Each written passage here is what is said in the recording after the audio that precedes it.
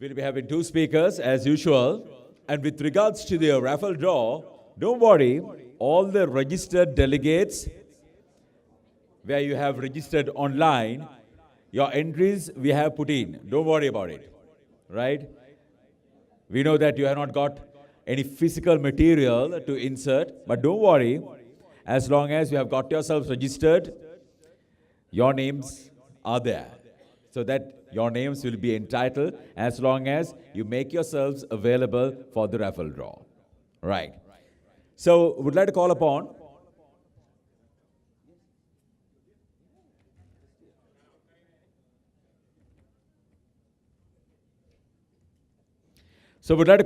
the session chair to take the proceedings. We have Mr. Jagat Pereira, the current president of the Institute of Chartered Accountants of Sri Lanka. He is also serving as the partner of KPMG. Fellow member of the CA Sri Lanka, a member of the Association of Certified Fraud Examiners, USA, and also a member of the Institute of Internal Auditors, USA. Mr. Pereira has a Bachelor of Science degree in Business Administration from the University of Sri Javardhanapura, and is well known in the accounting circles, especially for his wealth of experience in risk consulting and forensic accounting. He is currently a member of the Public Sector Financial Management Committee of the Confederation of Asia Pacific Accountants, CAPA, and a board member of the South Asia Federation of Accountants. Also functions as the director of the Sri Lanka Accounting and Auditing Standards Monitoring Board and as a commission member of the Securities and Exchange Commission of Sri Lanka.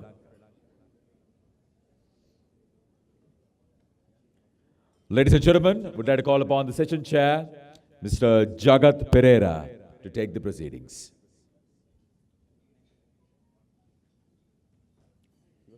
He was here, in fact, he had just gone out for 5 minutes, but in the meantime, would like to call upon the president of the OPA, Mr. Lalit Vijayatunga, to start the proceedings.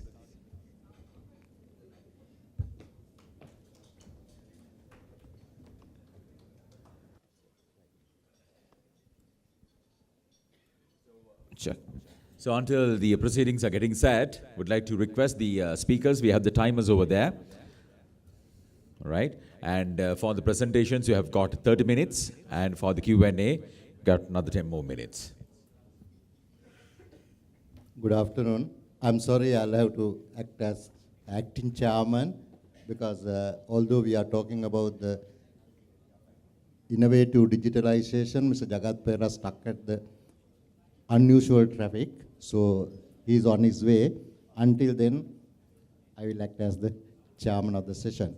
So this is a very interesting session. Actually, I was talking to my colleagues. So this session, I will be seated at the front and I want to listen to these two presenters. Firstly, Professor Ajanta Dharmasiri. No need any introduction. Professor, anyway, traditionally I'll have to give very brief description about Professor Ajanta Dharmasiri, Professor in Management, the Director and the Chairman of the Board of Management of the Postgraduate Institute of Management, University of Sri Javardhanapura. He is the immediate past President of the Institute of Personnel Management, IPM, Sri Lanka, and was a Vice President of the Asia Pacific Federation of Human Resource Management, APFHRM. So it's a lengthy profile. I invite Professor Ajanta Dharmasiri to come to the stage.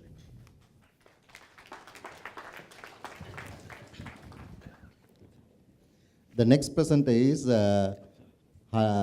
Harsha Purasinghe, entrepreneur, who founded a number of technology ventures and contributed towards building notable products since his debut in software industry at the age of 19. Harsha founded Microimage in 1995 and over the years built it to become a leading technology innovator in human capital management, media broadcast, mobile and digital convergence. Under Harsha's leadership, Microimage won many local and global awards to date.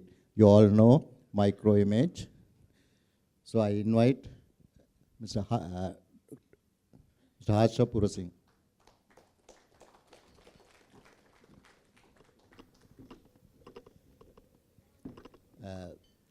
I request Professor Ajanta Dharmasiri to take the first lead because the professor has to leave early, so we'll have to excuse him because he has to leave the country in the evening to attend a very important session. Good afternoon, Kanti. I hope you had a sumptuous lunch. Good afternoon. At least that will prove that you are still biologically awake and alert. I'm very happy to be in front of this wonderful audience, and thank you, Lalit, being the dynamic president of OPA, for inviting me. So my topic is something that I enjoy talking about. It's all about innovation, a core strategy in digital HR. So before talking about that, I have a good news to share with you. You would see the IPM becoming CIPM. We got the Parliamentary Act amended, and hereafter, IPM will be known as Chartered Institute of Personnel Management, offering prestigious charter for HR professionals in Sri Lanka.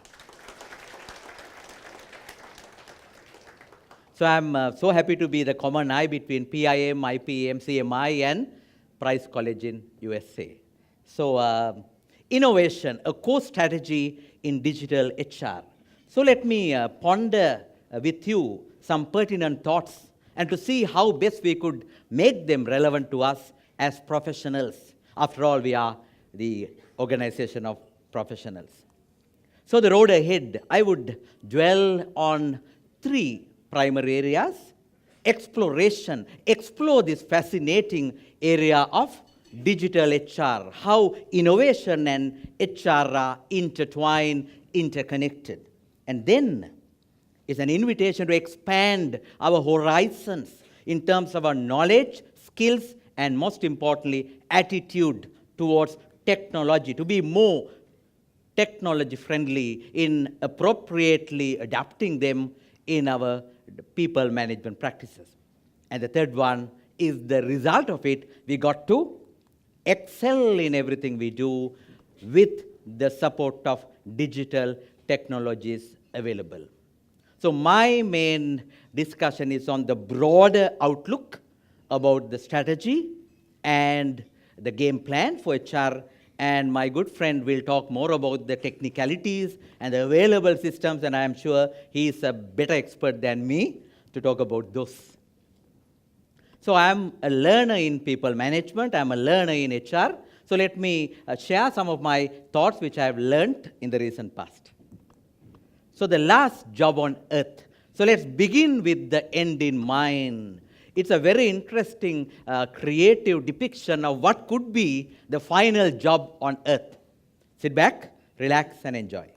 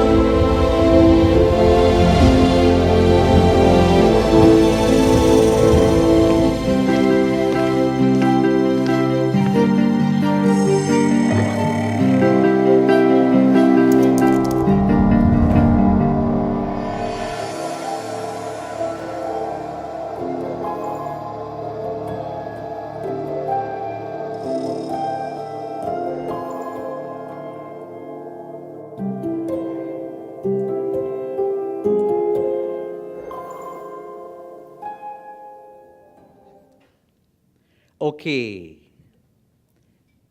machines could take 50% of the jobs within next 30 years. Isn't that scary? That is the way HR professionals, so HR as a profession, should look at the future. The man-machine interface, how to get the best out of that meaningful combination. So the real challenge is people factor to the forefront. And we listened to the brilliant keynote speech last evening by Dr. Praveen Nair, and he mentioned about certain jobs will be redundant, certain jobs will be eliminated, but certain jobs will be really, really requiring people at the forefront. Creativity on one side, conceptual skills and critical thinking on the other side. That is where we need to dwell upon in building future workforce, future people, future employees. So that's the line of thinking that I would be taking through. So the HRM, the way we see, we had an interesting think tank formed by IPM a few years ago, and we brainstormed, debated, and came up with what we call a Sri Lankan definition of HRM, a strategic and integrated approach, forward-looking, well-connected, in acquisition, development, and engagement of talent. Talent becomes the central focal point.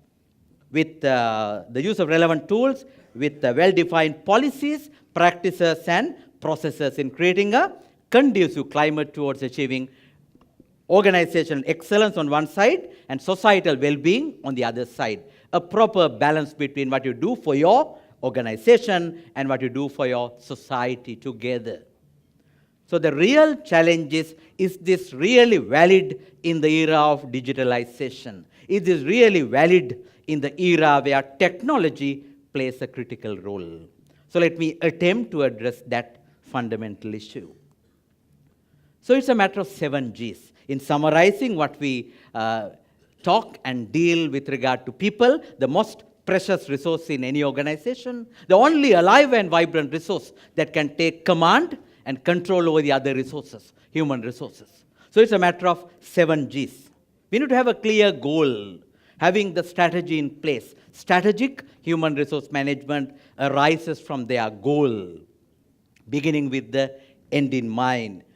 How to avoid that last job on earth happening, how to prevent such a gloomy scenario taking place.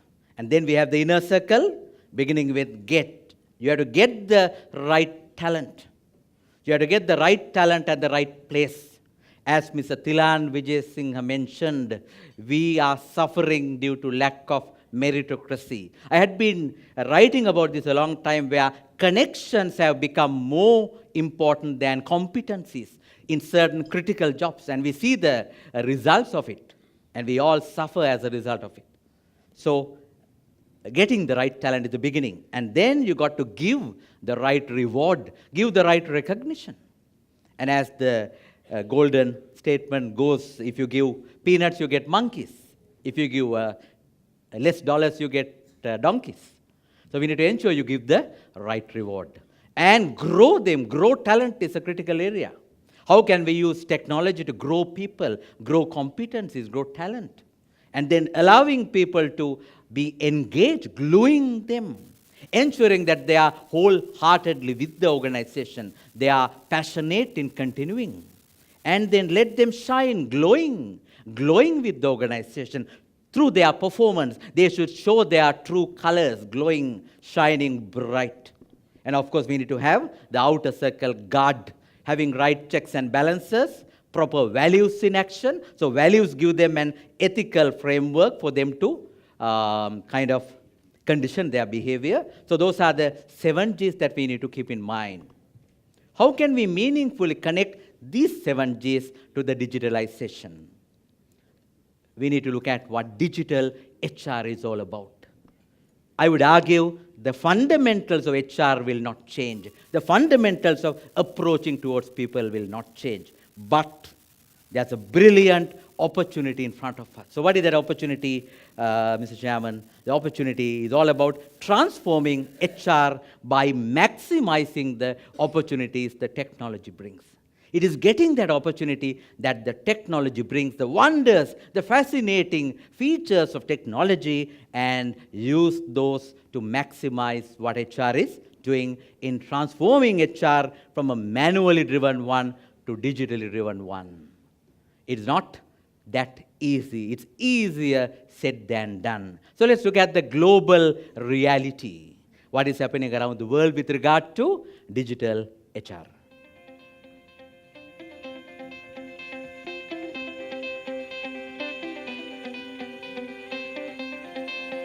Job seekers are increasingly using digital channels and devices to search for jobs. For instance, 50% of US job seekers use Facebook to find jobs. Mobile devices account for over 1 billion job searches per month. And 40% of job seekers abandon a non-mobile friendly job application process. Also, employees are using social platforms such as Twitter and Glassdoor to express their opinions on workplace issues. Glassdoor, for instance, has more than 3 million pieces of content contributed by employees. However, HR is still lagging in the use of digital. Only 6% of organisations use social recruiting to interact with potential candidates and strengthen the employer brand. And only 26% of Fortune 500 companies offer a mobile-optimised job application process.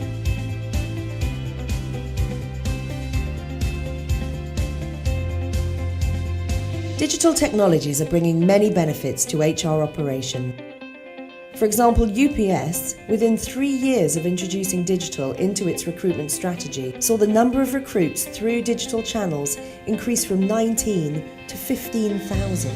NTT Data, which started using gamification techniques to build leadership skills, saw a 50% increase in the number of employees taking up leadership roles.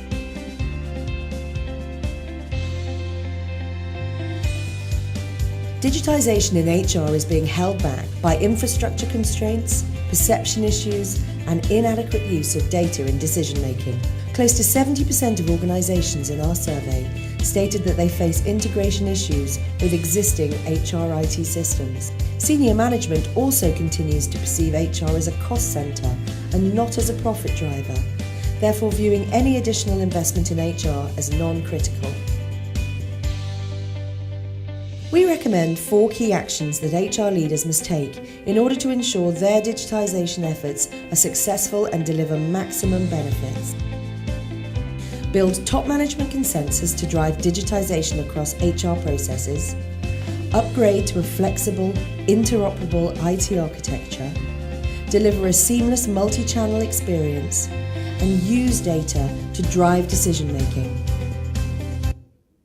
Okay. So now you see the prospects and the reality. So we have a long way to go in getting the best out of technology, transforming HR by maximizing the opportunities. You need to have top management consensus, and you need to have flexible, interoperable IT structure and seamless multi-channel drive decision-making. In other words, you got to have data-driven decisions. So I will not dwell too much on those things, but I would focus on some constraints, what prevents us going in that journey, in moving ahead in that direction. This is from Cape Gemini Group. You can watch the entire YouTube clipping in the internet. So high-tech, high-touch harmony is what I would strongly promote. We can't be overly high-tech fans. We got to have high-tech, high-touch balance. That's why I always advocate AI alone is not enough. You got to have AI and EI in harmony. Artificial intelligence will give us wonders provided we are emotionally intelligent. I was so happy to hear from Dr. Nair last night that spirituality also should be linked to skills and strategy. So we got to have proper balance. So there are interesting insights that the world situations, world scenarios give us. Let me start with this brilliant movie by Steven Spielberg. For the first time, he portrays David as a child robot who has emotions. It has a very emotional ending if you watch this movie. How many of you have seen this movie before? artificial intelligence? So let me give you a clipping. How the robot with emotions clash with another robot without emotions. Interesting. Sit back and enjoy. Is this the place they make you real? This is the place they make you read.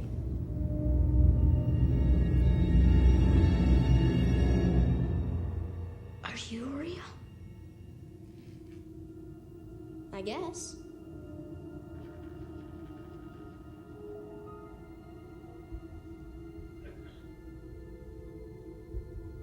Are you me? I'm David. You're not. Yes, I am. I'm David. So am I. Hello, David.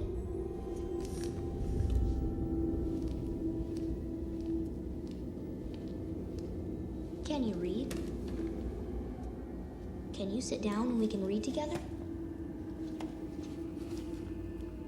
Let's be friends. You can't ever. I can't hear you. She's mine.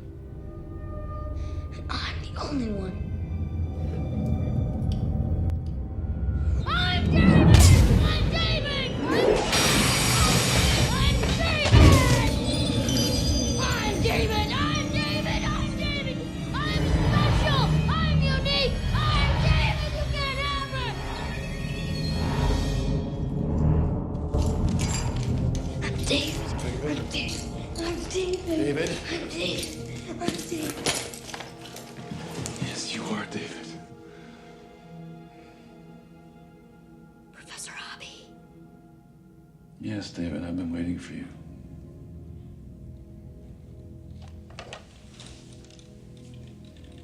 Dr. No told me you'd be here. Is Blue Fairy here too? I first heard of your Blue Fairy from Monica. What did you believe the Blue Fairy could do for you? That she would make me a real boy. But you are a real boy. At least as real as I've ever made one, which by all reasonable accounts would make me your Blue Fairy. You are not her. Dr. No told me that she would be here, the lost city in the sea at the end of the world. The That's lights what Dr. No needed to know to get you to come home to us. And it's the only time we intervened. The only help that we gave him to give to you.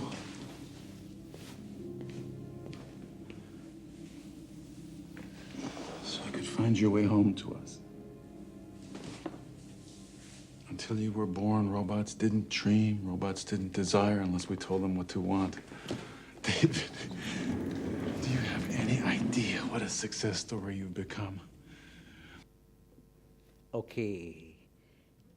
David the robot is fighting for the mother's love. He didn't want to share it with anyone. He says, I'm unique. I'm David.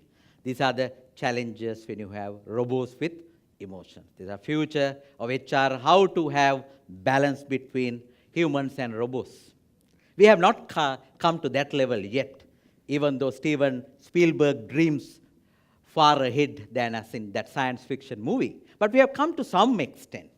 Like Nadine, you find in Nanyang University of Singapore, the robo receptionist. She looks almost like a beautiful looking lady, am I right? So that's what we have come so far. And we should not forget Sophia, the robo citizen. Saudi Arabia gave her the citizenship. And there was a very interesting interview done by ITV UK interviewing Sophia. So let's see what she says to the interviewers.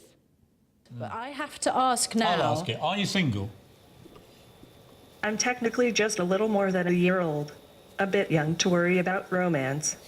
Quite right. Oh, look at the smile! With a Oh, little God, this is freaking me out. So can you describe your ideal partner? My ideal partner is a super wise, compassionate, super genius. Okay. Ideally, self-aware. Yeah. Okay, well, that sounds very, I'm with very, you on that. very I'm with you close on to that. home to me. How would you handle a very confident man who likes the sound of his own voice? I would ask him to focus on observing and listening, more than talking. Yeah. That's the Really? best That advice sounds I've ever terrible heard. advice to me. That's fantastic. And I spoke, will robots rule the world, Sophia? I hope robots and people can both get much smarter and run the world better than ever. David, I suppose one. Well, hang on, can we... has you got a sense of humour, David? In a rudimentary sense. Well, let's try it. Severe, have you got any jokes? What cheese would you use to persuade a bear to come down from a tree? What cheese would I use to persuade a bear to come down from a tree? I don't know, what cheese? Come on, bear. I love the smile she gave at her own joke. Okay, so that's the level we have gone so far, but it's a way forward. So we need to have high-tech, high-touch harmony. That's the future of HR. In fact, human resource management also might be a case where robotic resources management, HRM and RRM also would be there in harmony. So the triple trends that we see in the field of HR in the wake of all these developments, we got to be lean, we got to be green, we got to be seen. Lean is all about reducing waste. We talk about 7 mudas in Japanese. We got to be cost conscious. We got to be cost effective. We got to be cost managing with that idea. And we got to be green. It's being eco-friendly. Sometimes we see people are more egoistic. Now we have to turn away from being egoistic to be more eco-friendly. From ego to eco, that transition is needed. And we got to be seen. Visibility, countability, accountability. That's where the big data becomes important. We got to have the values in numbers. It's a case of number crunching, where HR is not very comfortable with. We deal with intangible things sometimes. We deal with human emotions. We deal with things that makes people motivated. But this is what we got to do in disruption. We got to have disruption for HR. We got to have disruption in HR. We got to have disruption with HR. We got to critically look at how we can change things, drastically change for better. Within HR, outside HR, working with the customers, internal and external. So we got to ensure the accountability. We got to ensure that we have right HR analytics, business analytics. We got to have numbers. We might not be very comfortable with numbers, but numbers are the key. Digits are the key. This is what Albert Einstein said a long time ago. Not everything that can be counted counts. Not everything that can be counted. Say, for example, employee motivation. It counts. And not everything that counts can be counted. That's my criticism regarding big data. Earlier we had small data, small analysis. Now we have big data, big analysis, and we end up having analysis paralysis. So we got to ensure we pick vital few from trivial many. And this is one example how big data can take us wrong. If you remember, the whole world spoke about this aviation disaster. Way back in 2009, January 15, a chilly winter morning, a plane that left LaGuardia Airport in New York had to crash land in the Hudson River because the birds started attacking the engines. And the beautiful movie Sully is all about that. But I'm not talking about Sully. I'm talking about the captain, Chelsea Sullenberger, who was summoned by a commission to give evidence that they did something fundamentally wrong against the simulation experts' advice. So this is what he said. Can we get serious now? Captain? We've all heard about the computer simulations, and now we are watching actual sims, but I can't quite believe you still have not taken into account the human factor. Human piloted simulations showed that you could make it back to the airport. No, they don't. These pilots were not behaving like human beings, like people who are experiencing this for the first time. Well, they may not be reacting like you did. Immediately after the bird strike, they are turning back for the airport, just as in the computer sims, correct? That is correct. They obviously knew the turn and exactly what heading to fly. They did not run a check. They did not switch on the APU. They had all the same parameters that you faced. No one warned us. No one said you were going to lose both engines at a lower altitude than any jet in history. But be cool. Just make a left turn for LaGuardia like you're going back to pick up the milk. This was dual engine loss at 2,800 feet, followed by an immediate water landing with 155 souls on board. No one has ever trained for an incident like that. No one. In the Teterboro landing, with its unrealistic bank angle, we were not the Thunderbirds up there. I'd like to know how many times the pilot practiced that maneuver before he actually pulled it off. I'm not questioning the pilots. They're good pilots. But they've clearly been instructed to head for the airport immediately after the bird strike. You've allowed no time for analysis or decision making. In these simulations, you take in all of the humanity out of the cockpit. How much time did the pilots spend planning for this event, for these simulations? You are looking for human error. Then make it human.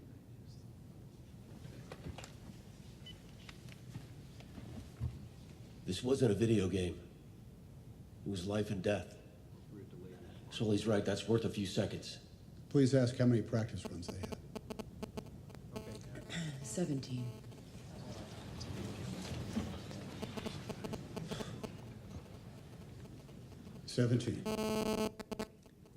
The pilot who landed at Teterboro had 17 practice attempts before the simulation we just witnessed.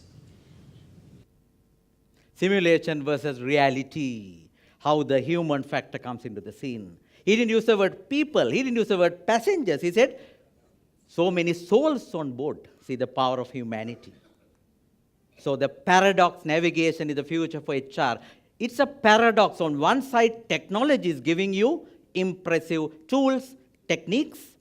At the same time, you got to ensure the subtle balance between people factor and technology factor. For me, that will be a paradoxical way. That's why Professor Dave Ulrich coined the term paradox navigation. You are navigating into uncertain, unknown territories with complexities, contradictions, confusions. That's paradox navigation. Future of people management is all about paradox navigation. So we are having a multifaceted workforce, multicultural, multi-generational, multi-skilled. I will not dwell too much because these have been discussed adequately. We are talking about a local workforce, global, local in combination, multi-generational. Generation Z is yet to come, but we have baby boomers, Gen X and Gen Y in abundance. And multi-skilled, you got to have a variety of skills in order to survive and to succeed. And that's where, let me conclude, you got to have this one. What Seneca, a Roman philosopher, said still makes sense. Dum inter homines sumus colemus humanitatem. As long as we are among humans, let us be humane. Let us be humane. We will have all the fascinating technology around the world, even in the era of digitalization. My view is that be diligent in using digital. Be diligent in using digital. So with that, let me wish you good luck. All the best. I have saved 1 minute and 30 seconds. So I'm early. I hope I can use, Mr. Chairman, that time for more questions. And then I hope this is not your mindset right now. But I can tell you I have 3 books. And 3 people who ask the first 3 questions will get 1 copy each. So thank you very much for your patient listening. I hope I kept you awake and alert. Thank you.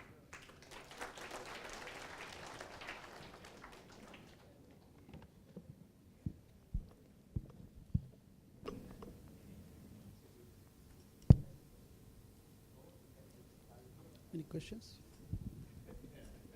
Microphone.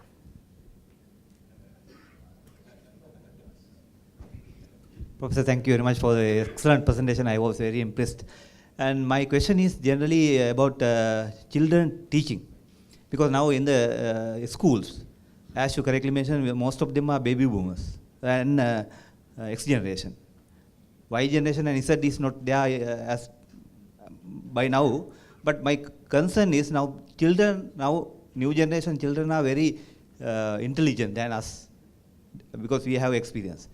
So I think educational department or the government, they are teaching the teaching method still they have this teacher-centered teaching method, but I don't have what you call seen that because a simple example, if I elaborate little within 30 seconds, a child was asked to draw a picture of a farmer. He drew a picture of a farmer because he used to use IT or the internet to visit the picture of a farmer. He visited the picture of a farmer from USA. So he drew a picture with a Montero and also with a very high passionate suit, and then teacher gave a wrong mark. So now the child was crying. Then I asked why.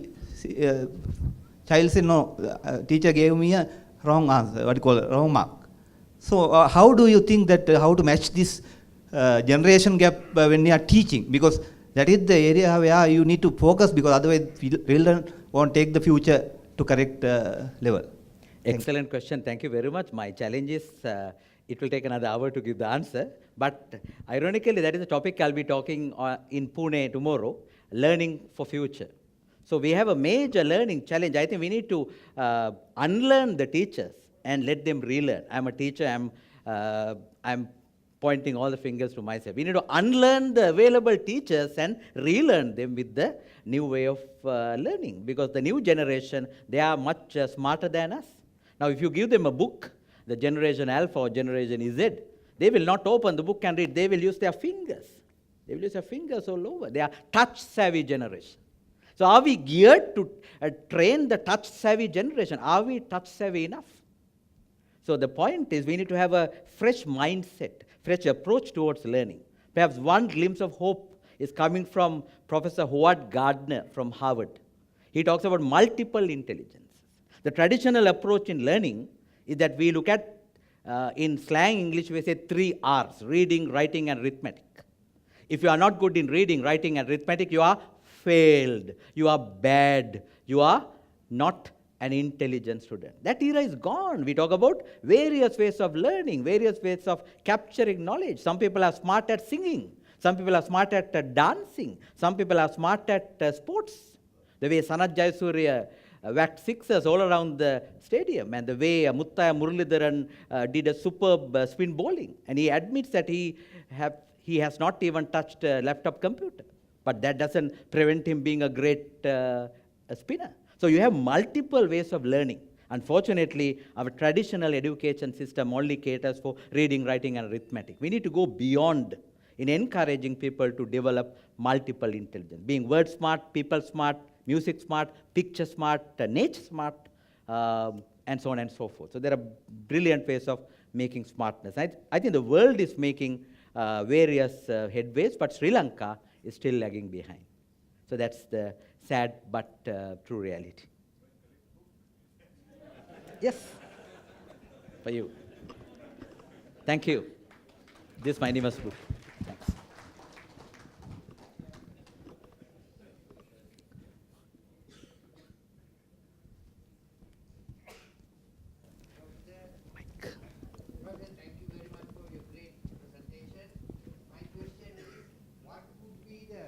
Profile. What would be the profile of the emerging HR manager in time to come? Sorry? What would be the profile of the emerging HR manager in the world of digitalization would be the profile of the emerging HR manager? Thank you, Mr. Jarathan. I think I briefly gave the answer. It's paradox navigation. You got to deal with yin and yang.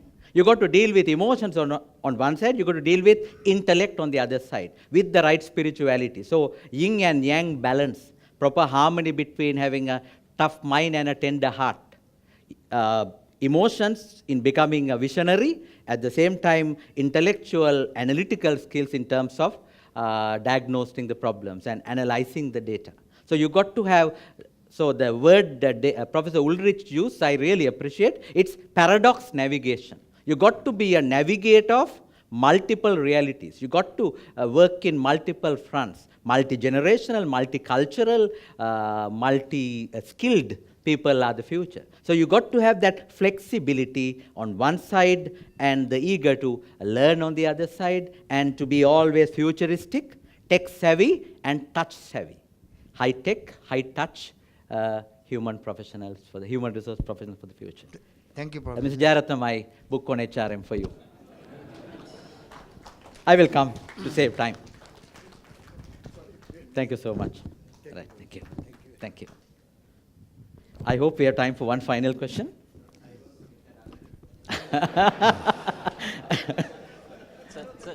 Professor Ajanta Dharmasiri. Professor, I will give you another book later, since he has started the... It's okay. Thank you. Yes. Professor, we have two type of knowledge in organization. We have two type of knowledge in organization, as Michael Polanyi, Nonaka, and Peter Drucker explained very clearly. One is tacit, another one is explicit. But our innovation digitalization process, the more explicit knowledge is more friendly with this our today's topic. So my clarification, what about the tacit knowledge? That is the employee's mind, very hard to express. Maybe it's come from the experience. So in our organization, as you explained, that there are baby boomers, X generation, Y generation. I myself belong to the baby boomer, but as yesterday Professor explained, there will be some obsolete, or maybe the going out from some generations.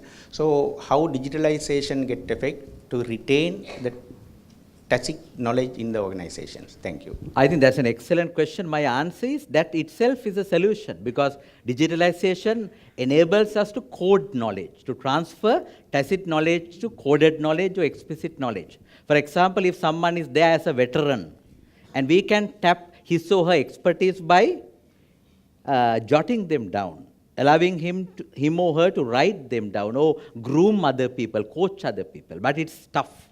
For example, we have not been able to recreate another Muttaya Muralidharan. We have not been able to recreate another Sachin Tendulkar. It is tough.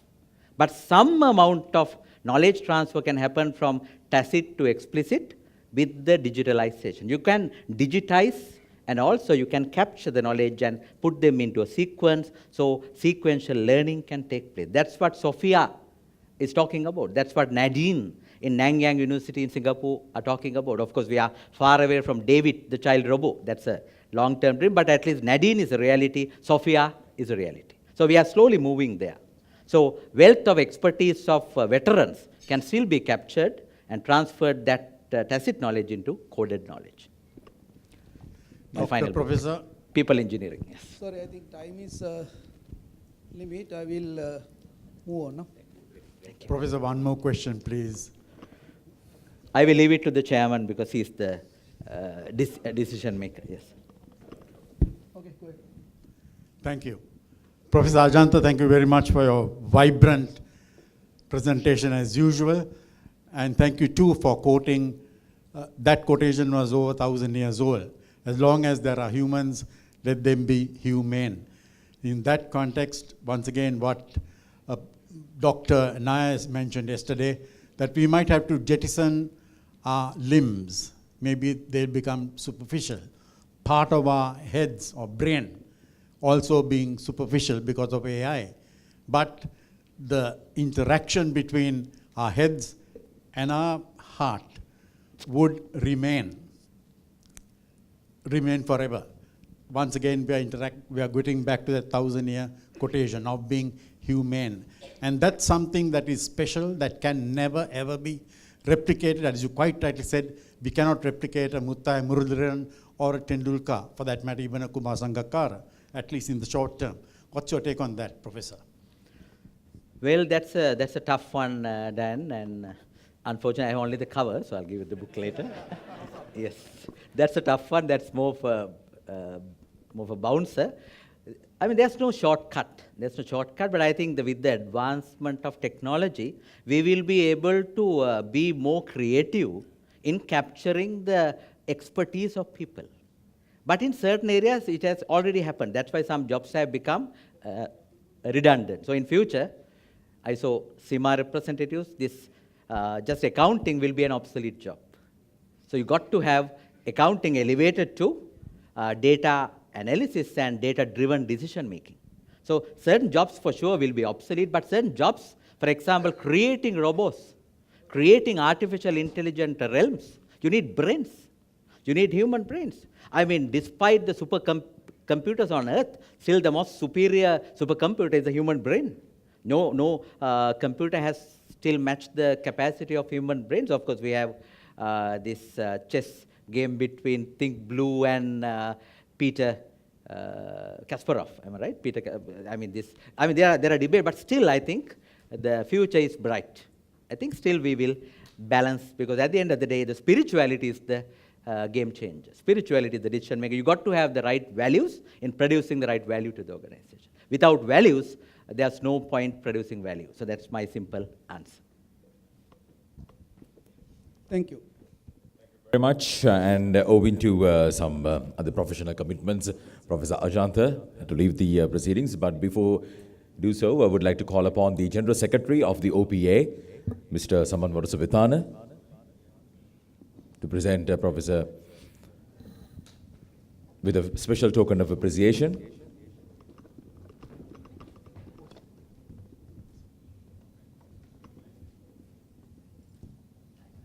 Ladies and gentlemen, give it for Professor Ajantha Dharmasiri. Thank you very much, sir, for a valuable time and a splendid presentation. Over to the session chair.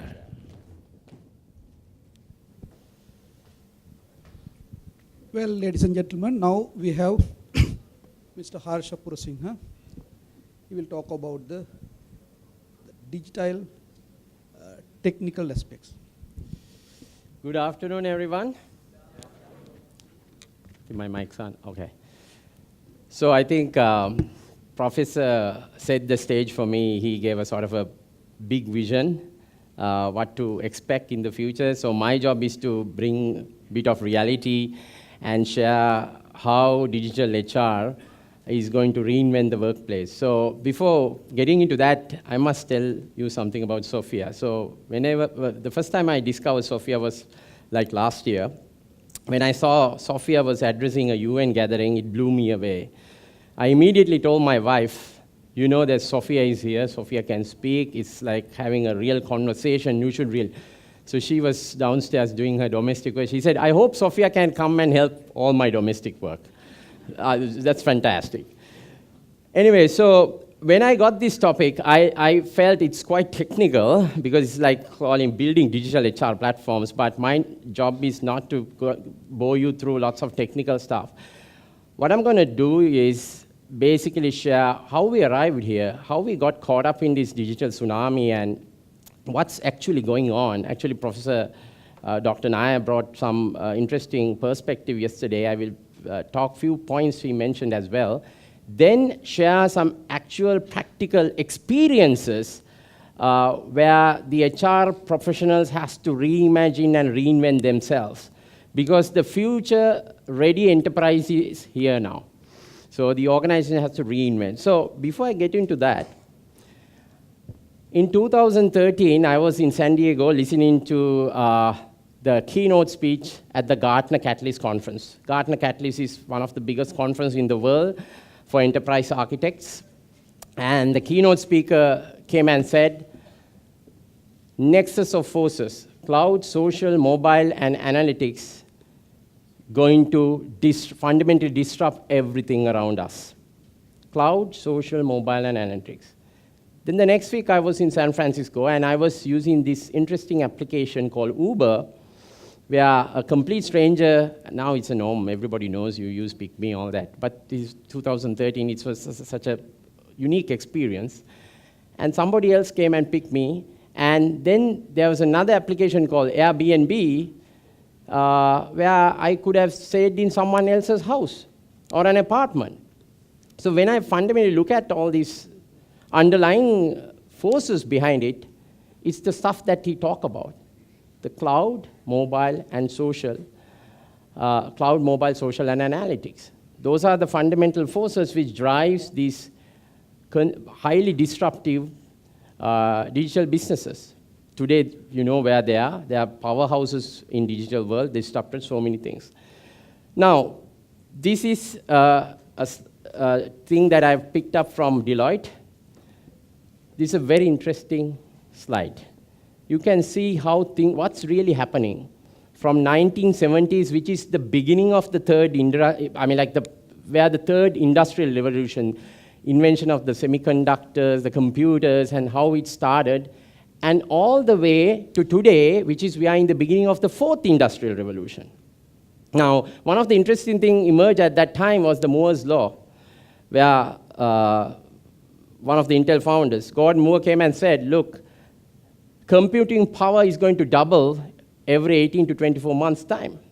Now, today's context, that Moore's law is obsolete because the kind of digital technology which I talk about, the combined impact of those forces are unprecedented. The Moore's law is irrelevant. The rate of technology is so fast now. That's what's happening. Now, when technology changes that, as you can see, it's getting into a sort of a hockey stick level. Then the next to change with that technology change is all of us. Look at all of us. I think we all use smartphones. I'm sure all of you use smartphones. You look at your phones. Even I can see right now also some people are really looking at their phones because you are just glued to those devices. So when the technology changes, the first element of people who change is us, the citizens. Then when that change, organizations are changing. Because we take all these technology and come to offices, and the businesses start thinking, oh my goodness, the people now engage on mobile devices. Our product should be displayed there. The advertising should be on those devices. The customer experience has to be on a mobile device because that's where people look at it. I mean, now 5 years down the line, I don't think anybody will watch TV. Even I hardly watch. I don't know the last time I watched TV. I don't watch it anymore because with my schedule, it's just changed. But I consume a lot of content on my devices. Then the traditional way the businesses thought about everything, the traditional hierarchical organization structure, which were a thing of the past. Yesterday, actually, Doctor talked about the network organization. So the organizations has to reinvent today. You can't wait for it. You have to start doing it now. Traditional hierarchical era is gone. You have to get into sort of network organization. Because for the first time, you will see an interesting scenario in a few years' time. You will see almost all the 4 generations working together in enterprise. Baby boomers, Gen X, Gen Y, and Gen Z all working together. It's never happened in the history of mankind. It's a very interesting thing to happen. Now, when the businesses start changing, the slowest to change is public policy. The taxation, the labor laws, migration challenges. But what happens is technology is pushing enormous pressures to do this radical change. So businesses, individuals, technology will drive the change in policy as well. So what we are seeing today is workforce has become digital. They all engage on a technology device. And the workplaces are increasingly becoming digital. Workforce is becoming digital. The workplaces are becoming digital. But unfortunately, when it comes to HR's practices, still they are in a legacy era, processes and systems. So the time has come to organizations to reinvent themselves, reimagine themselves, and to become, I'm going to pick this word Doctor used yesterday, agile enterprise. Today, the key thing is building an agile organization. If you don't do that, the Ubers of this world, the Pygmies of this world, Airbnbs of this world, look at Amazon. Look at where they come from. It's a technology platform. They come and disrupt all the traditional business. They are getting into transportation and logistic business. So today, every organization, starting from leadership to CHROs, has to think through this reinventing the organization in the future, because it's already here. So now what's digital HR basically? So basically now, what I shared, what I observed in 2013, the digital forces, how you really make use of this digital technology to reinvent reimagine the talent delivery experience in your organization. How do you do that? How do you use, like what Ubers and Pick-me's and Airbnb's things to do that thing? How do you bring that kind of experience, leveraging the power of digital technology? That's what digital HR is all about. Because it will enable to transform the talent management practice to the future. First of all, we are always, one of the words you will hear is customer experience. Every conference you go, one of the things you talk about is customer experience, customer experience. Similarly, the organizations today have to start really focusing on employee experience. So to deliver superior employee experience, that's where the digital HR comes in. Without having digital HR platforms and leveraging those technology, you can't deliver a superior employee experience in the workplace. Next thing, you are going to have a tremendous challenge, we all, dealing with the new generations, because they are digital native. They are born digital, right? And the Gen Z who are going to come is hyper-connected generation. Their attention span is very limited. Look at what Dr. shared yesterday. A little daughter was doing homework through Alexa, right? Even my daughter goes and asks all the crazy stuff from Alexa, right? So their visualization of the world is very different to how we visualize. The third thing, this is going to be one of the biggest challenges for all the traditional companies. If you don't reimagine and reinvent themselves, acquiring talent, the new generation talent will not come and work for you if you don't engage at the places that they operate. If you don't have your employer brand in social channels where the new generations operate, they will say, you are a boring company to join to work. I will go and work for some new generation company. So this is the reality. Sometimes some people, when I talk these stuff, they say, this guy is crazy. We are doing very well. Our P&L are so solid. We are in a tough balance sheet. What is this nonsense? Huh? This is not the way to do things. Still, things are working. No, when the disruption happens, it happens so fast, you might get out of the top 100, whatever, overnight, or a few years' time. You will suddenly start seeing decline. So that's what's going to happen if you don't engage. So the last one, I think even Professor talks and echoed about this really well, about insights and analytics. How you make use of your data to bring real-time analytics and insights on people, and how you can leverage that to transform your organization. So I'm going to share a few digital actual HR experiences. The first thing I would like to talk about is performance management. You know, by 2020, as per a study done by PwC, more than 50% of the global workforce is going to be millennials. I mean, if you look at my organization, more than 90% is millennials. It's a millennial-driven organization.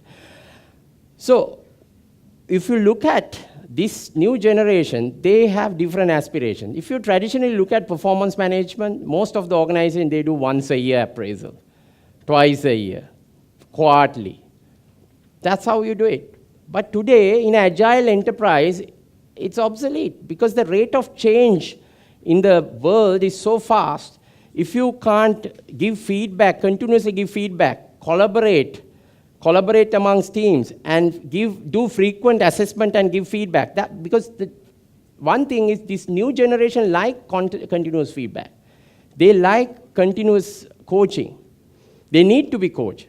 So you need to leverage the power of digital technology to build real-time feedback-based performance systems. If you look at some of the largest companies have gone away from traditional rating models to giving, they make something different. Some still do have ratings, but one of the things they have incorporated is giving continuous feedback and continuously see how you are progressing. Imagine that you are given a goal, you should be able to update the progress. Let's say I got a goal to achieve 100 million target. If I close a contract which is 10 million value, first month itself, I should be able to immediately update, not on a logging into desktop, I should be able to do it on a mobile device and say, look, I've reached 10% achieve of my target, I closed this contract value $10 million, immediately my boss sees his boss give a social feedback, well done, keep it going, what kind of support needed. This is the modern day performance should look like. It's real-time, feedback-oriented. If somebody is lagging behind, you write a feedback, he gets the feedback real-time. You can be traveling globally, but you can still coach and give feedback. The next thing is employee engagement, which I like to talk about. So again, as per a Gallup study, this is a bit old, but I think it's not drastically improved yet. As per the Gallup study, this was 2014, 4 years ago, but even recently I tried to find the data, but it was only a 30% increase. Only 13% was the worldwide employees are engaged in the workplace. Now, Gen Y, Gen Z comes, if you don't have an engaging culture, that's the end of it.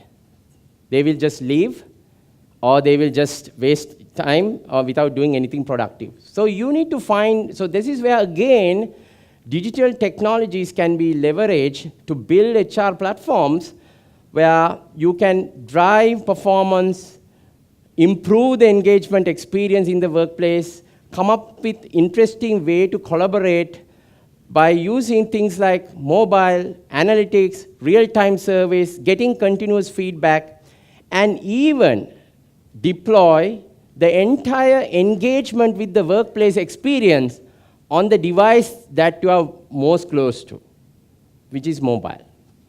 So the employee experience today has to be delivered on a mobile device. The employee should engage on mobile device. So things like seeing what's going on in the company, how people are, what's people's, like when you see people's work anniversaries, employees should be allowed to engage. When you progress on your performance, you should be able to go and update your progress in real-time basis. Then your immediate manager should be able to give feedback on it, real-time basis. This will drive the engagement because the employees know, oh my goodness, I have a very close interaction going with my boss. And not only that, organizations should be able to leverage digital technology to continuously assess the pulse of people. You should be able to quickly design a pulse survey, push it to the targeted community, and quickly assess what people really feels. Even leverage things like emojis and things like that. These are the kind of things the new generation are used to. Ask a very simple question and get the feedback and quickly analyze and see, oh my goodness, last night, our awards night was, people say it sucks. Then you can do another question I asked, why specifically? Was it the food? Was it the way the presentations were? Or the award selection? And you can see what is the people's feedback. So you can have a very good engagement. Another example is we are in an interesting time. You know, today, you can't expect all the people, I don't know about this tradition has to change, where still people are clocking in, clock out. Today, the new generation may want to work from a place of their choice. So there should be, when they want to work from a coffee shop or a place of their choice, you should have the digital tools to capture check-in, check-out, submit the timesheet, what you have been actually working for, and assess the people. Because, you know, another thing you can really make use of with digital technology is flexible work. You know, in Singapore, especially government have incentives for organizations, especially SMEs, who are allowing, especially mothers, to do flexible work. They don't necessarily need to come to office anymore, as they can actually work for 3-4 hours per day. So how do you monitor this, whether they are really working? You need to bring digital tools to do the job. Then you can let people work from anywhere. And you can, if you can have the tools to assist them, you can do this anywhere. The next thing, this is another phenomena emerging, chatbots.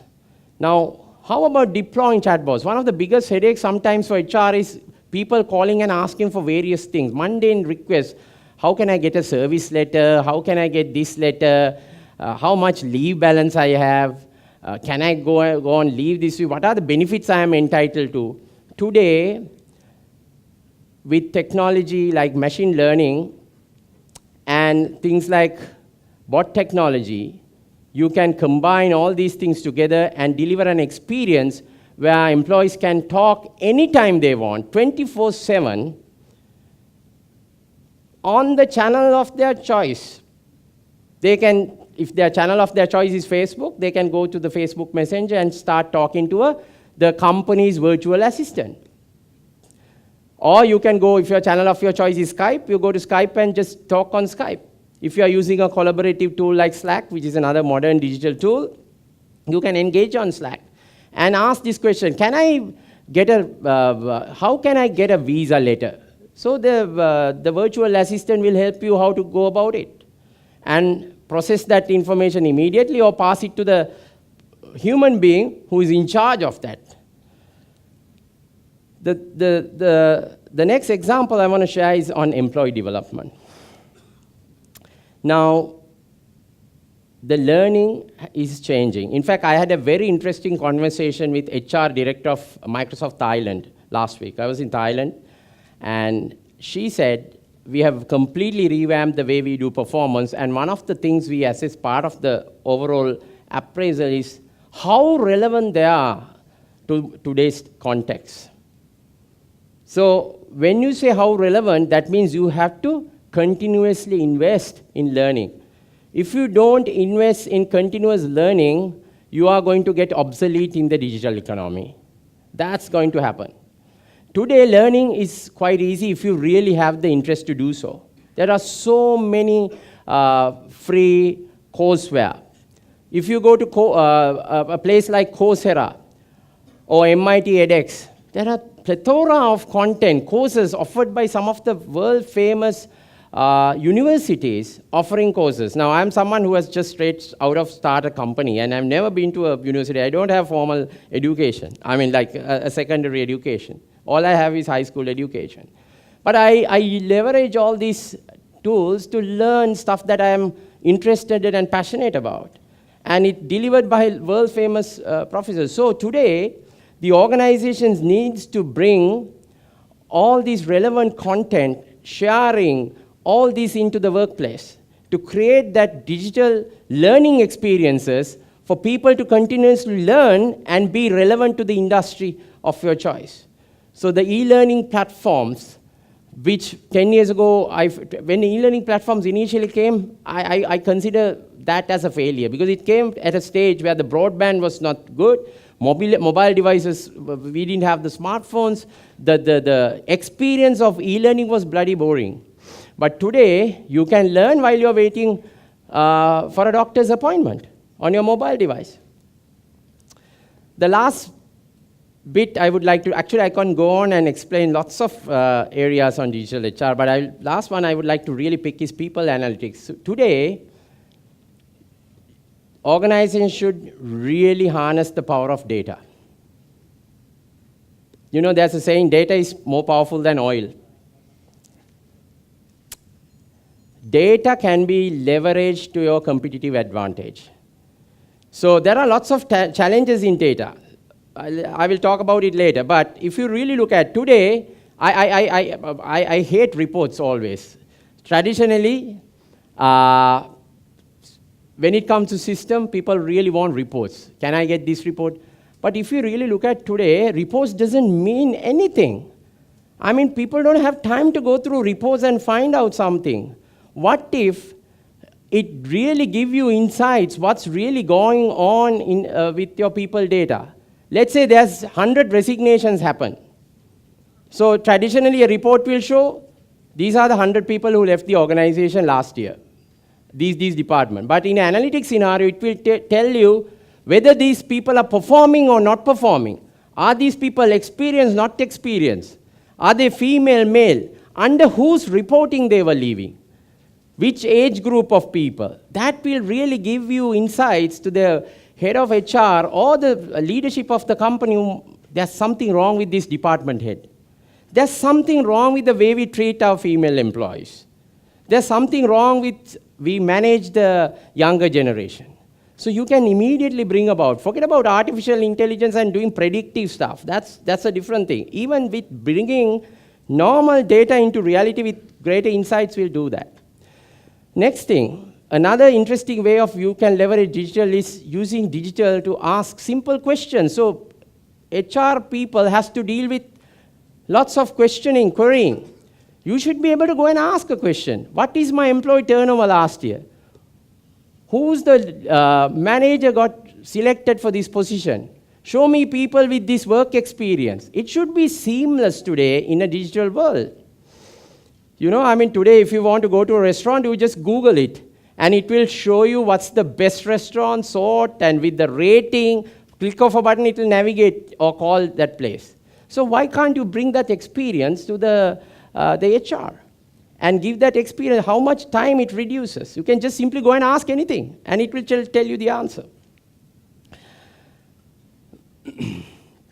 So in a digital, so the previous generation legacy HR platforms came, it was merely to automate the HR department. It really helped to take the manual processes to automation environment. People start processing leave on a self-service, things like that. And it was still fundamentally driven pretty much by the HR. But today, with the digital HR emerging, digital HR for the whole organization is not only for the HR people. HR people will now more transform into a more governing role and role to attract best talent, making sure people in the organization are healthy and very well balanced. They are aligned to the organization goals. While at C-level, the business leaders will have real-time analytics to what's going on in the people data, real-time. Employees, for the single point of engagement device would be mobile. They can take their mobile device and do everything to do with the workplace. And even the line managers or the business leaders can have access to their own information now at fingertips. This is the power of digital. So I want to basically summarize with few points. So to build digital HR platforms, first of all, fundamentally, you need to leverage the power of these digital forces. First of all, cloud computing, because cloud allows you an amazing transformational compute power and ability to continuously innovate, where you couldn't have done on your on-premise some data server that is stuck in your IT department. You couldn't do that. And mobile is another tool. So digital HR cannot be taught if you are not delivering the service experience on a mobile device. The third thing, one of the things which everybody was really hyped and the world took by storm, like the social technology, what Facebook brought, the like, the comments, the feedback, which is incorporated now into most of the systems. Today, everything is a feedback. It's a social feedback. You go and stay in a hotel, immediately hotel send you a feedback form with you can give a star rating and write something. And you can go and like and comment if after let's say your pick me ride or a Uber ride. So social, how can you innovatively use social technology to build digital HR platform? The next one is using power of analytics. Before you talk about getting into sophisticated stuff like predictive and doing prescriptive stuff, leveraging artificial intelligence, the first thing would be to really make use of your existing data to bring about interesting insight of the data. And the next journey would be to integrate this, your people data, to other data silos and do very interesting scenarios. So data thing is a journey. In fact, artificial intelligence we are in the early stage of artificial intelligence. I mean, we can talk about it during Q&A. So these are the 4 things I think I would like to say that building HR experience, the digital HR experiences, you need to leverage. But 2 of the things which are going to come where you have to think through in the future is, first of all, IoT and wearable technology. Today, I don't know how many of you watched the Apple event. Nobody has seen it. So Apple made an announcement a few weeks back. Their new watch has the ability to do an electronic cardiogram. You can do your ECG on your watch now. This product came out. So today, with the new generation coming, because new generations are very concerned about their well-being. I don't kill myself for the company, please. No, I'm not going to work like mad for you. I need to take care of my health. Eat healthy, be healthy. So today, the Western world are incorporating wellness into your HR. How balanced and healthy is the team? Not only physical, mental as well. They are bringing mindfulness practices. In fact, these wearable technologies have mindfulness apps running on it. Allow you to continuously ask you to start breathing, take a pause, and do some mind exercise.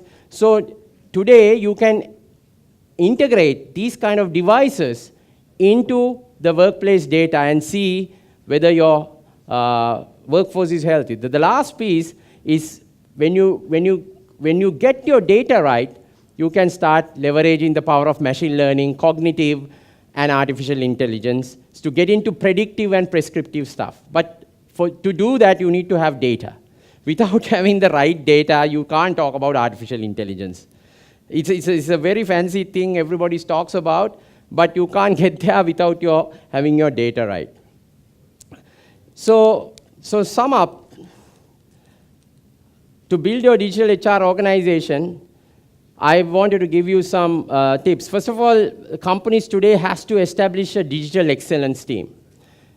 It is very, very important you bring few young people to lead this digital, because they are the ones who will understand how this digital technology operate, and they will contribute immensely to the team who is building these experiences. Then you have to have a comprehensive milestone. You can't do overnight stuff. You need to have a milestone-based strategy for digital HR. Third thing, you need to, of course, have a cloud-based thing, because the cloud is the only place you can do continuous innovation. It could be private, hybrid, or public cloud, but it has to be cloud. You can't do this on on-premise server or a machine which is in a park in a IT room. Third, so the fourth thing, harness the power of data analytics. Today, cloud and all these technologies are freely available to leverage the power of data to bring these insights to life, the kind of insights I talk about, and even to get into things like predictive. The last point I would like to touch is you need to continuously evolve building superior employee experience, because this is the era of customer experience, this is the era of employee experience. And you need to continuously see how to use digital technology to bring this amazing experience into the workplace. With that, I'd like to conclude. Thank you very much. I'm happy to take questions.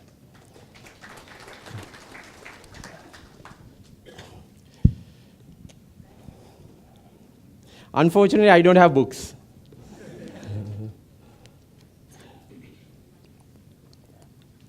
Yes.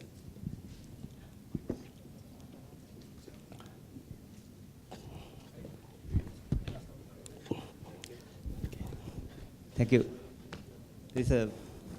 Thank you for the excellent presentation. My question is now, in Sri Lankan context, now most of the organizations, especially private and the public organizations, led by baby boomers.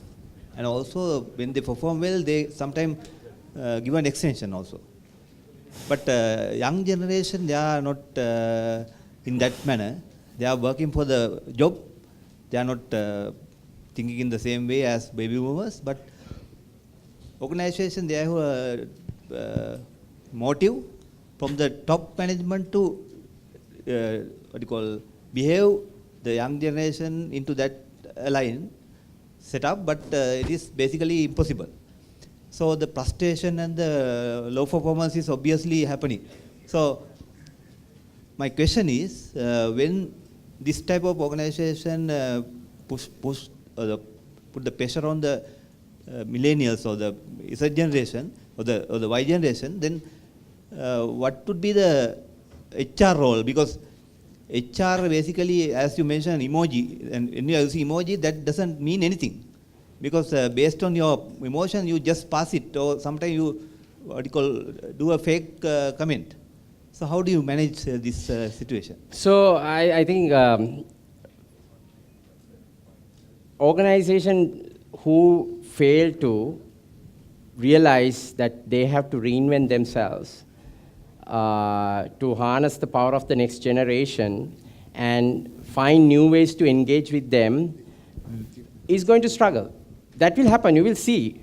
So what will happen is, like, I'm very happy to speak at an event like this, like OP organizing events like this will really educate. You need to have many conferences, events like this to educate everybody about this transformation that is happening.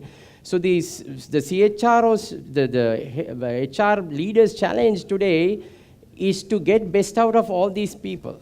What's worked for them with the managing baby boomers and Gen X will it's not going to work for the Gen Y. So if you don't do that, what will happen is younger generation will always search for organizations which provide that opportunity for them. And they will see, they'll just leave. Or they will just work there, but they will be tremendously disengaged in the workplace. Right, then on your emoji question, so basically it's a feedback given based on what I feel now. So the analysis will tell you, okay, majority has felt very bad. So fake or whatever that's people's feedback, right? Unlike the Facebook scenario or a public digital platform, you will not get bots going and giving feedback. Here, this is going to be real feedback by real people because you are focused on your employees. So based on the feedback, the organization leadership has to realize there's something really wrong with the way we engage. Majority of the people are not happy. So then you may have to, they might design a different survey and target it to a particular age group and see whether it's that age group who's feeling, and then you need to address that problem. So in a bigger picture, I have to really say this is the time organization has to start thinking about the disruption happening, not only technology disruption, the generations coming to workplace, how you need to reinvent the workplace. If you don't do it, your organization is going to struggle, whoever that organization. Thank you. Yes. Yes, please, doctor. So one of the questions, I run a HR technology company. And one of the challenges that we face in India and parts of the world, especially Middle East and Australia, these are the countries that we run, and Africa as well. I think across the globe that might be the problem, is we have a product. And when we go to organizations, there is a lot of need of customization. I'm sure you face the challenge. So what's your take on that?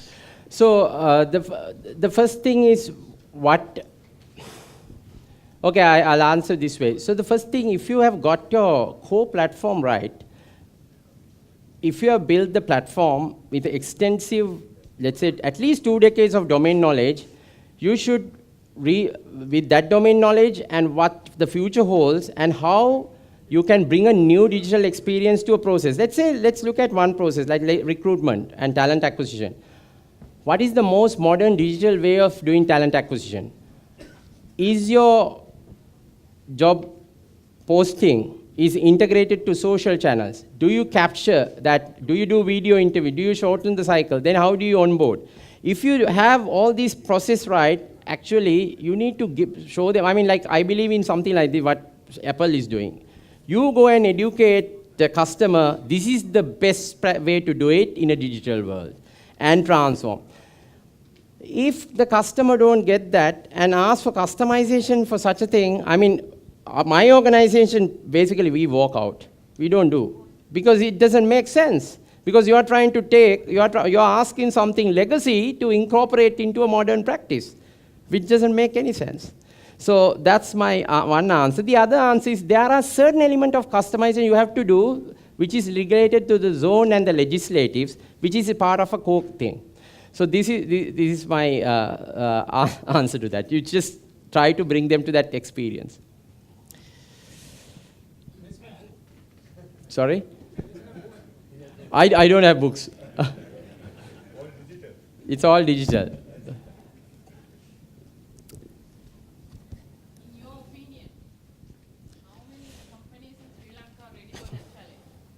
To reinvent and reimagine? Yes, so, especially HR, the talent acquisition. With my experience, what I'm seeing right now is people have realized this, especially the large companies have realized. They are really working hard to put their employer brand, where the new generation talent engage. There's lots of social integrations happening. There's lots of social media campaigns being done to put their employee brand. That's happening. So this is a very interesting time. One side you have this kind of traditional organizations looking to reinvent themselves. Then you have a bunch of organizations who are born digital. Now, if you look at a company like PickMe, it's a born digital company. So everything they try to do in a very leveraging digital technology. So my answer to you is, when it starts changing, the classic one is the graph I showed you. When employees bring about pressurize on the change on the organization, organizations have to change. So it's happening in lots of large companies that they have realized this need to reinvent themselves for the future. And there are lots of companies thinking through having separate persons to head digital experience, chief digital officers. New titles are emerging in most of the corporates now. The CIOs are moving to a CDO role. And one of the things I like to see happening in Sri Lanka is some of these key people have a seat on the board. One of the things I don't see happening is, first thing, our boards are still filled with baby boomers. They don't have young people in the boards. Where what they sell to Gen X and Gen Y. Gen X, Y, and even Z. So how do you really understand that thing? There's no board level this thing. Other thing is, this is the time, like the good old days CFO sat on the board, the chief digital officer should be in the board. Because you are primarily revamping your company or reinventing your company, leveraging the power of digital technologies. If you don't do it, you are going to get disrupted by a born digital company. So if your CDO either doesn't work closely with the board or doesn't have a board seat, it's going to be a challenging time ahead. Now people might not see the challenge. In 5 years down the line, in a conference like that, we can discuss what we discuss if you don't reinvent. Okay, so SMBs are going to have a very interesting. So some of the SMBs, especially some of the SMBs who are driven by leaders, I mean the entrepreneur-led SMBs, they are very innovative. They really study what's going on in the world, and they quickly change their businesses. But some of the SMBs who are very traditional thinking, which are driven by baby boomer generation who doesn't stay relevant, will struggle. And they will get disrupted with this new kind of born digital SMEs who will come and take over their business. Because their fundamental business model will be digital business model. They will not use a traditional business model. Okay. Okay, there's one more question, then time's up? You can? Okay.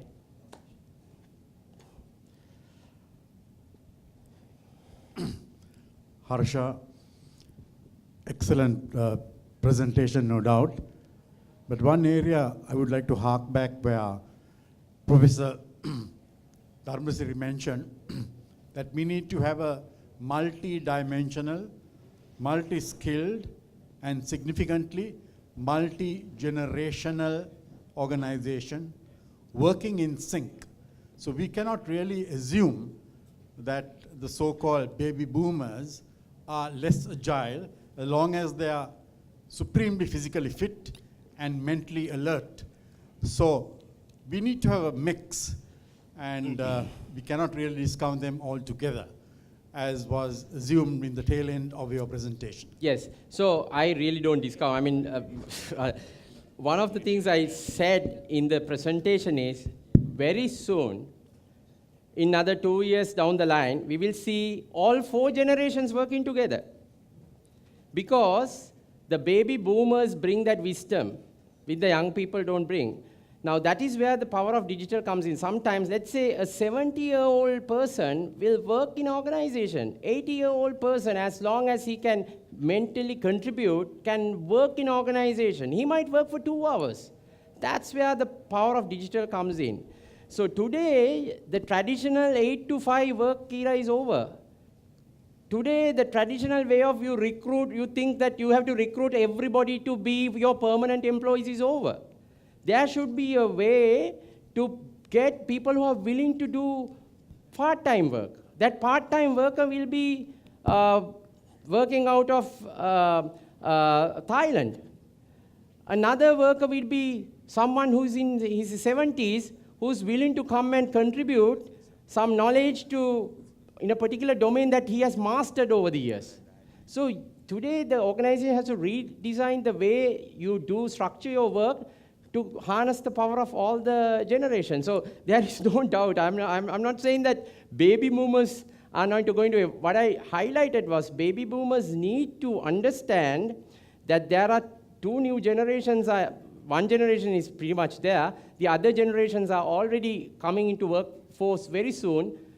How to work together with them, especially people who are in the boards. So to quickly answer the question, no doubt, with the digital technology, you will see most of the organization leveraging all these people in the workplace. And it might even reduce the costs because you are bringing some experience. Let's say someone who's very experienced in his 70s to do 4 hours work per week, and you just pay for 4 hours. Where a younger person or Gen X won't be able to give that kind of knowledge to the workplace in that domain specialization. And I will just answer one more question. You asked a question from Professor on artificial intelligence.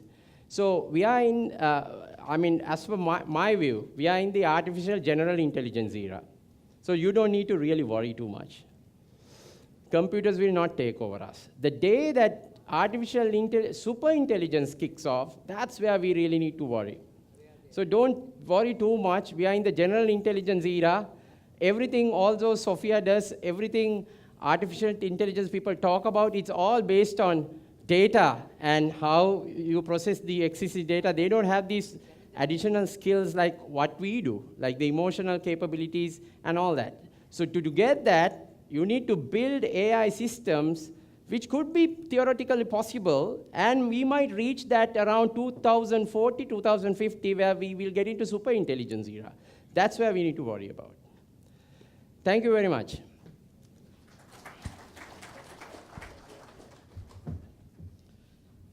Thank you very much. When you look at the 2 sessions, the first one is about the strategies in the digital environment, and the second one is about the digital platforms. And we covered substantially all the aspects of these areas.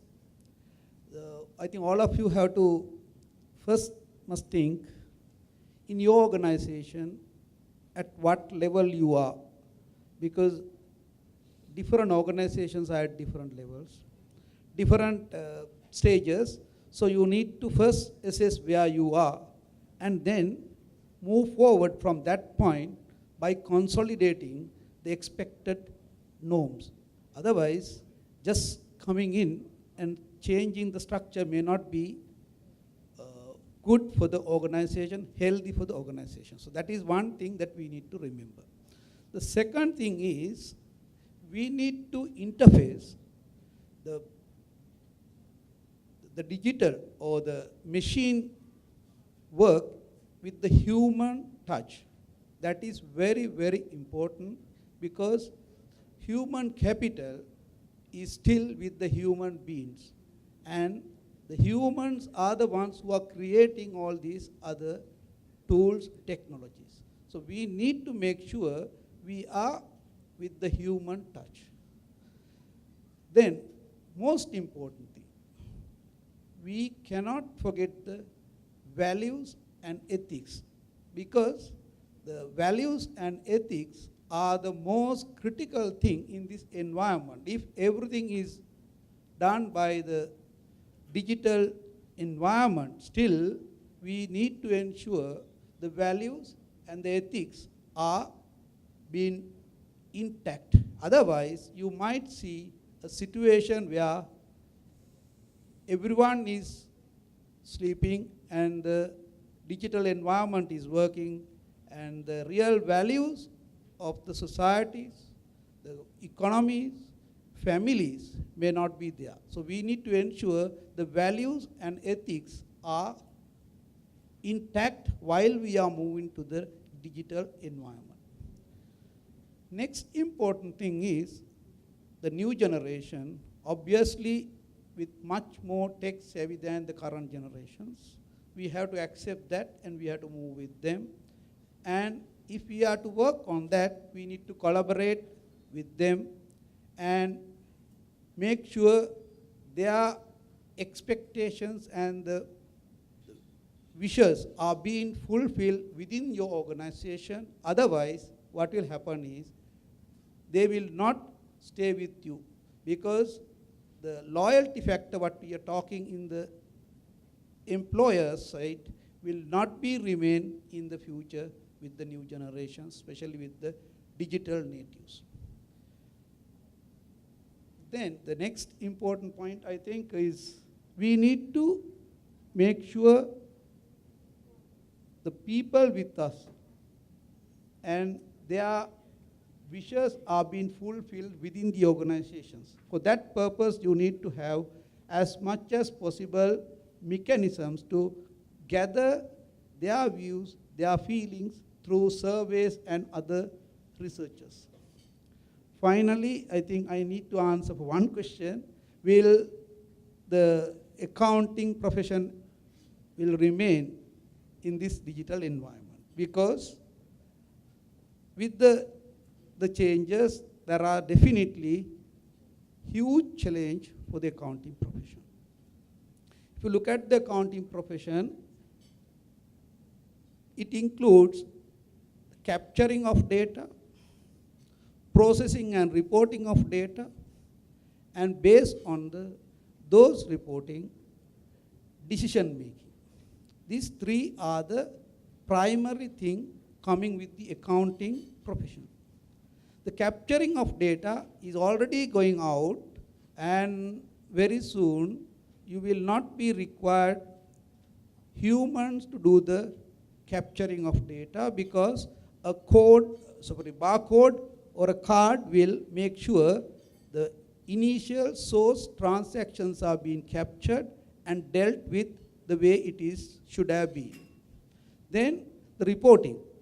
The reporting, financial reporting aspects substantially will get out of the human touch, because presently the work is, there are a lot of other softwares available to take that control. So that once it be done, then the accounting profession need to rescale with decision-making area. There are a lot of work with data.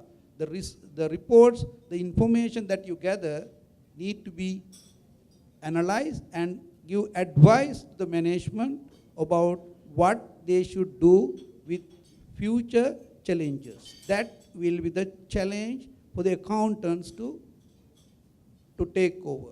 I used to tell all my members, now this is the time you have to unlearn what you learn and relearn.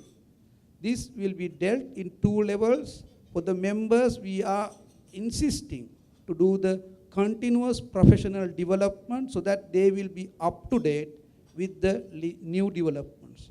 In case of the students or the young people, we are refacing the curricula so that they will be inclusive of this process. So that, in my view, once we rescale the people, there won't be any issue of challenging the digital environment against the human beings. With that note, I hand over to the session to take on the next one. Right, thank you very much, the session chair. And the speakers would like to call upon, without further ado, ladies and gentlemen, the General Secretary of the OPA, Mrs. Saman Varasuvithana, to come upon stage to present the session chair, as well as the speaker, with a special token of appreciation. First, would like to call upon Mr. Varasuvithana to present Mr. Harsha Purasinghe, Chairman, Chief Executive Officer of Microimage Private Limited, the special token of appreciation. Ladies and gentlemen, Mr. Purasinghe. And now we have the session chair, Mr. Jagat Pereira, President of the Institute of Chartered Accountants of Sri Lanka.